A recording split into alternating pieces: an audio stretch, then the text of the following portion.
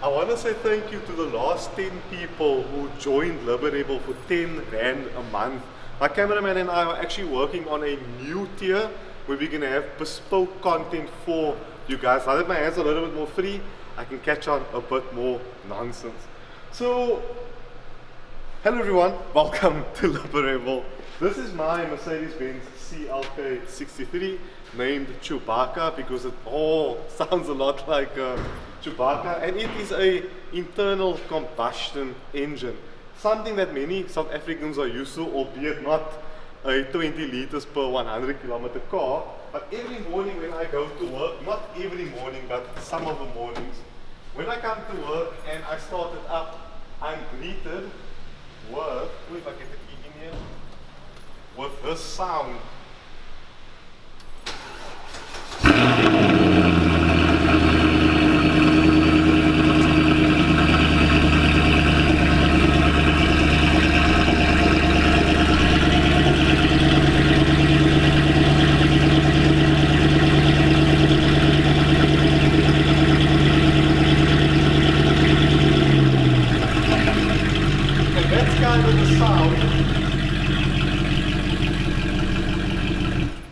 That most petrol heads in South Africa absolutely love. Now follow me over here. VW sent me an electric car, the VW e-Golf, and here is a lot to love about this car. In the same way we love internal combustion cars, it's kind of the same way I like an electric car. Yes, it doesn't have the opulence and the theatre that the internal combustion 8-cylinder car has, like my CLK, but it has a lot more going for it. As you can probably see, the car is on. That is the big difference in the two. There is no sound here, but I have to charge it every night like I charge my phone. And I'm actually quite okay with that. Charging takes about 8 hours or something like that through the wall plug to charge it fully if it's empty, which is quite long. However, on the charger we're going to in town, because we're going to real world this car today, my videographer and I are going from Paul here in Valdevi all the way to Waterfront. We will explain to you how much range we're using, how much range we turn the heater on, and at what speed we're driving on the highway. So I want to make this video as real as possible and bring you along for the journey with some beautiful scenery and beautiful music. Are you ready? Yep. I'm not so ready. I'm terrified because I know we have to charge this thing in town. So yeah, let's head off. I have to plug this thing over here. Our heater's on, that's how we actually using the heater with the plug there. Let's head to town. So, as it stands, we have 202 kilometers on the range. I'm going to drive it very slowly to town. However, on our way back, I'm going to do something different. So my cameraman is going to chauffeur me from from Waterfront to town, back to Paul. That's because he doesn't know how to drive an electric car. So he's gonna drive it like he drives a normal petrol car. And that test is gonna show us what this thing does realistically from a normal person's perspective and what the range is when he gets back to Paul. Granted, on my way now to town, I'm going downhill. He is going uphill. So how he manages the power of the vehicle going back to Paul is going to be really interesting for me. Not only that, it will allow me to sit passenger and then talk about what the future of cars is going to be like in 30 years time when self-driving becomes a thing. So yeah, let's head through to Paul. We first have to go to town to drop something off, and I will explain to you as we proceed, because obviously all that needs to be included in the drive. I'm currently doing quite a bit of kilowatt hours to take you all out of your misery now. I think this is a 32 kilowatt hour battery, but it will pop up now if the amount of time, if the size of the battery is different. So yeah, let's head through to town. Right, so we've dropped off cameraman stuff here in Paul because he forgot to do that. Bliksem. And now we left with 178 kilometers on the range. and I'm about to climb onto the highway. So I'm resetting the trip computer now, and we're going to climb onto the highway with 178 kilometers. Let's see how much range we use till the charging station.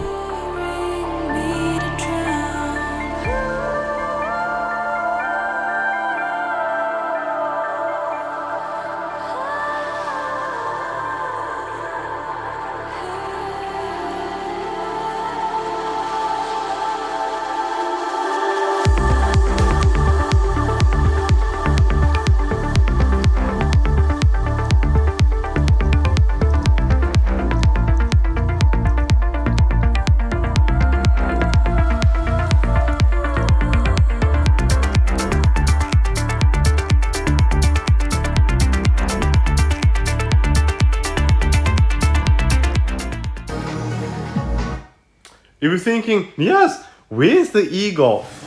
That's because my videographer, who's quite passionate about what he does and actually quite talented, I'm sure you guys have been enjoying the videos lately, got confused with my GH5, and when he was recording, he wasn't recording, and when he wasn't recording, he was recording. So a bit of a balls up, to be more specific.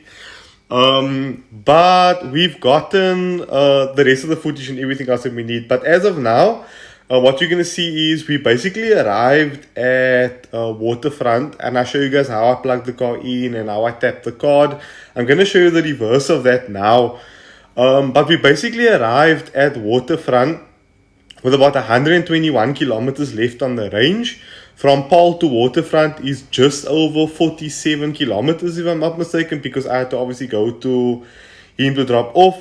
So from the range I told you about, we lost about 40 kilometers of range, or 45 kilometers of range. And when you put the heater on, you lose another 21 kilometers of range.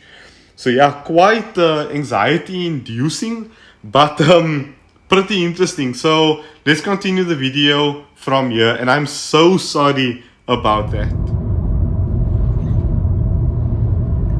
So this is when this car is extremely impressive. So overtake, say you're doing 70 kilometers per hour and you want to just get to 120.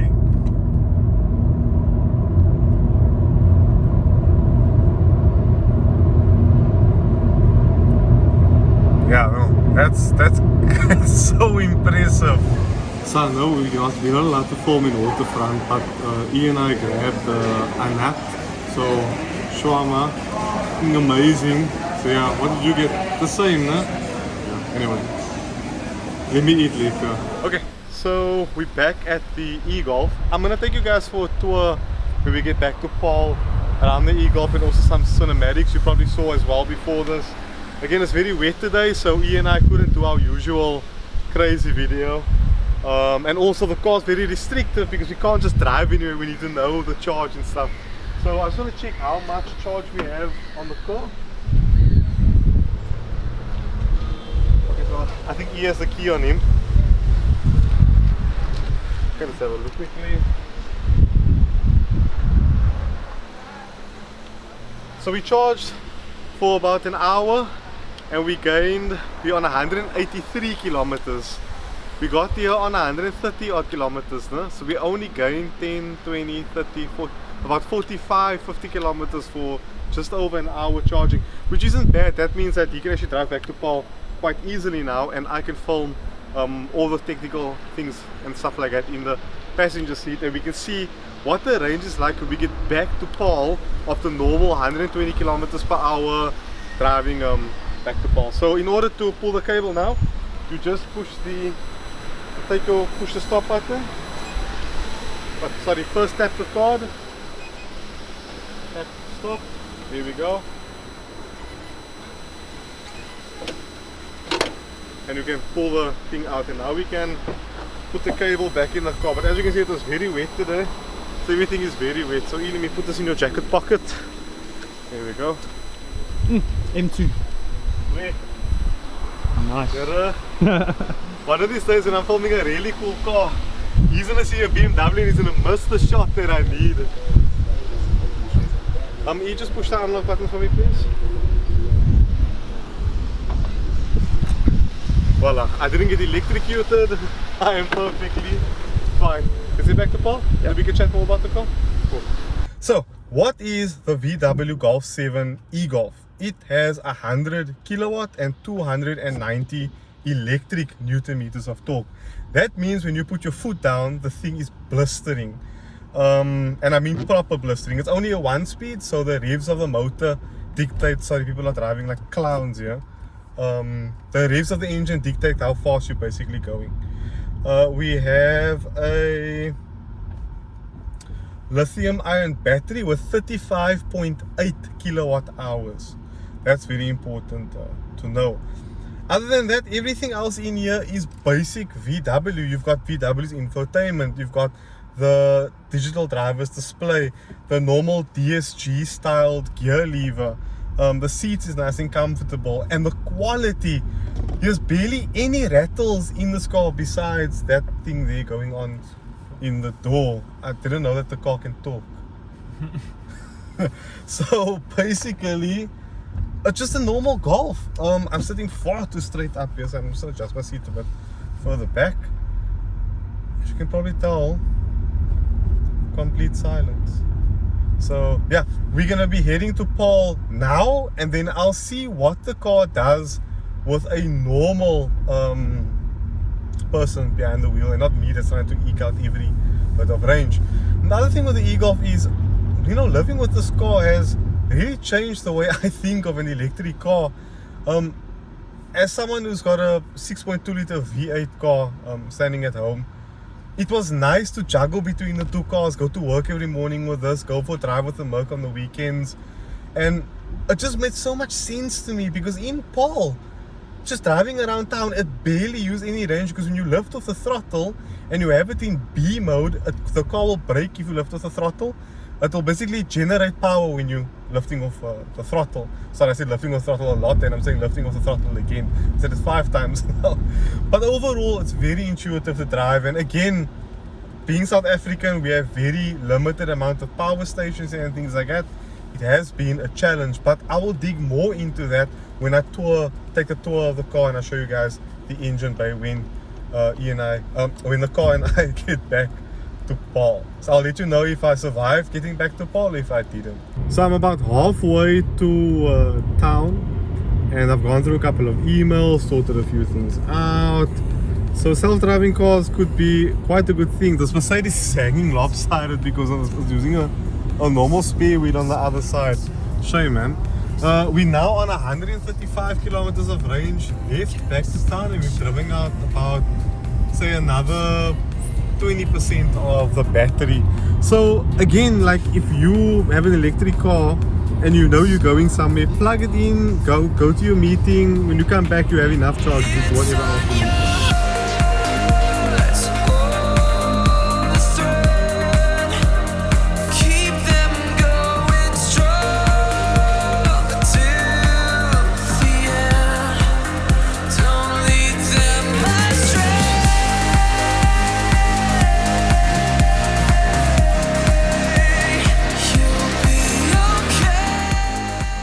It's been an interesting week, 2 weeks with VW's electric Golf, and I'm glad that my cameraman got to spend some time behind the wheel today, because it proved to me that I'm not mad when it comes to what I feel about an electric car.